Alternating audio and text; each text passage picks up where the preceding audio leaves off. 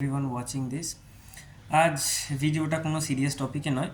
আজ ভিডিওটা জাস্ট আপনাদের থেকে বা তোমাদের থেকে কিছু সাজেশান বা একটু ইন্টারঅ্যাক্ট করার জন্যে, যে কারা দেখছে বা তোমরা কি আদৌ ফুল ভিডিওটা দেখছো, কিংবা আমি যা বলছি সেটা কি অ্যাকচুয়ালি তোমাদের কাছে পৌঁছচ্ছে, মানে are you at all you know gaining something from my video. তো সেই জন্যই বানানো। সো আই উড রিকোয়েস্ট, যারা আমার ভিডিও দেখছেন বা দেখছো, প্লিজ একটু ইন্টারঅ্যাক্ট করো, মানে কমেন্ট করো।